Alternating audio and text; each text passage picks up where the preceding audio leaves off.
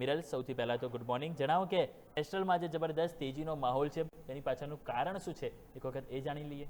જી જરૂરથી. એસ્ટ્રલમાં અત્યારે જોવા જઈએ તો સારી એવી તેજી દેખવા મળી રહી છે. એનું મેજરલી રીઝન તો પરિણામો જ છે.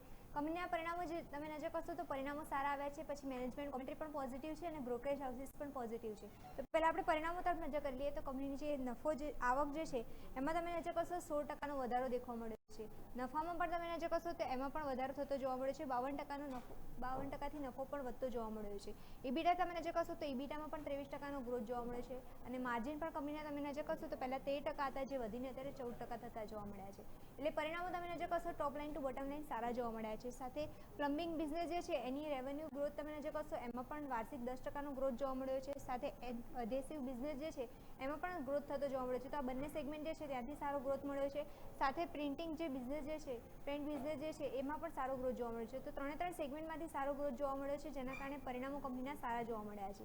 એક આ મેજર રીઝન હતું જેના કારણે પરિણામો સારા એક્સપેક્ટેશન પ્રમાણે જોવા મળ્યા છે. પણ મેજરલી બીજું પણ એક રીઝન છે કે કંપનીએ Q1 અત્યારે એક નવું એક્વિઝિશન કર્યું હતું ડીસીસી સાથે. એના કારણે તમે નજર કરશો તો એના કારણે પણ કંપનીની રેવન્યુ જે છે એ સારી એવી વધતી જોવા મળી છે. તો એક્વિઝિશનનો પણ ફાયદો અહીંયા થઈ ગયો છે અને મેનેજમેન્ટે એ પણ જણાવ્યું છે હજુ પણ નેક્સ્ટ ક્વાર્ટરમાં પણ એનો બેનિફિટ હજુ મળતો જોવા મળી શકે. ઓવરઓલ મેનેજમેન્ટે જણાવ્યું છે કે પ્લમ્બિંગ જે સેગમેન્ટ જે છે ત્યાંથી ડબલ ડિજિટનું ગ્રોથનું અનુમાન અહીંયાથી રાખી રહ્યા છે. જે એક પોઝિટિવ સેન્ટિમેન્ટ બની રહ્યો છે લાંબા ગાળા માટેનો.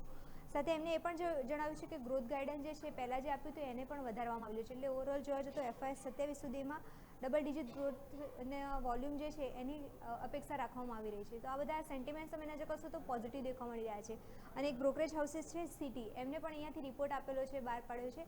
એક્યુમ્યુલેટના રેટિંગ સાથે ટાર્ગેટ અપગ્રેડ કરેલા છે. 1900ના ટાર્ગેટ આપવામાં આવેલા છે. એટલે ઓવરઓલ જોવા જઈએ બ્રોકરેજ હાઉસીસ પોઝિટિવ છે, મેનેજમેન્ટ પણ લાંબા ગાળાના ગ્રોથ માટે પોઝિટિવ છે અને પરિણામો પણ પોઝિટિવ છે. એના કારણે સ્ટોકમાં આજે સારી તેજી દેખવા મળી છે.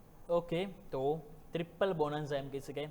રિઝલ્ટ પોઝિટિવ, મેનેજમેન્ટ પોઝિટિવ અને બ્રોકરેજ હાઉસ પણ તમે જો પોઝિટિવ જોવા મળી રહ્યો છે. તો મિરલ, ખૂબ ખૂબ આભાર આપનો માહિતી બદલ.